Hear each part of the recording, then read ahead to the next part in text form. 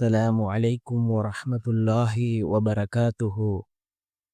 அன்பார்ந்த இஸ்லாமிய சகோதரர்களே, அல்லாஹ்வின் நல்லடியார்களே, நாம் ஒவ்வொரு நாளும் பார்த்து வரக்கூடிய துஆக்களினுடைய தொகுப்பில் இன்று நாம் பார்க்க இருக்கின்ற விடயம் என்னவென்றால், இன்றைய தினம் துல்ஹஜ் மாதம் பிறை 9 அரஃபாவுடைய நாளாக இருந்து கொண்டிருக்கின்றது. இந்த அரஃபாவுடைய நாளில் நாம் ஓத வேண்டிய மிக முக்கியமான ஒரு துஆ.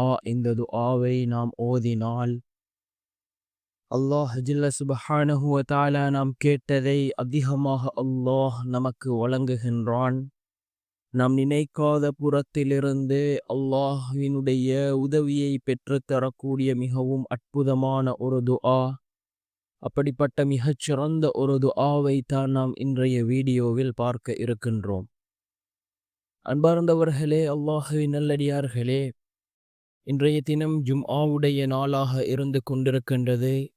ஜும்ஆவுடைய நாளில் ஒரு நேரம் இருக்கின்றதே, அந்த நேரத்தில் நாம் கேட்கக்கூடிய துஆக்கள் அல்லாஹ்விடத்திலே கபூலாகின்றது என்று கூறினார்கள் அல்லாஹ்வினுடைய தூதர் ஸல்லல்லாஹு அலைஹி வஸல்லம் அவர்கள்.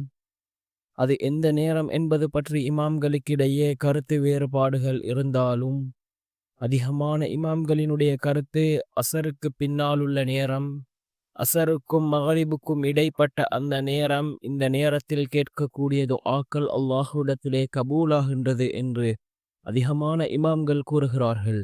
அன்பார்ந்தவர்களே, அல்லாஹ்வின் நல்லடியார்களே, இன்றைய தினம் ஜும்ஆவுடைய நாளாகவும் இருக்கின்றது. அதே போன்று அரஃபாவுடைய நாளாகவும் இன்றைய நாள் இருக்கின்றது. அரஃபாவுடைய நாள் ரசூலுல்லாஹி ஸல்லல்லாஹு அலைஹி வஸல்லம் அவர்கள் கூறினார்கள், அரஃபாவுடைய நாளில் கேட்கப்படும் துஆ அல்லாஹ்விடத்திலே கபூலாகின்றது என்று கூறினார்கள் அல்லாஹ்வினுடைய தூதர் ஸல்லல்லாஹு அலைஹி வஸல்லம் அவர்கள். நாம் அசருடைய தொழுகையை தொழுதுவிட்டு அதே இடத்தில் அமர்ந்தவர்களாக நாம் இந்த துஆவை ஓதுவோம். மிகவும் முக்கியமான ஒரு துஆ. என்ன துஆ என்றால், யா ரப்பி லக்கல் ஹம்து கமா யன்பகி லிஜலாலி வஜ்ஹிக வ அதீமி சுல்தானிக்.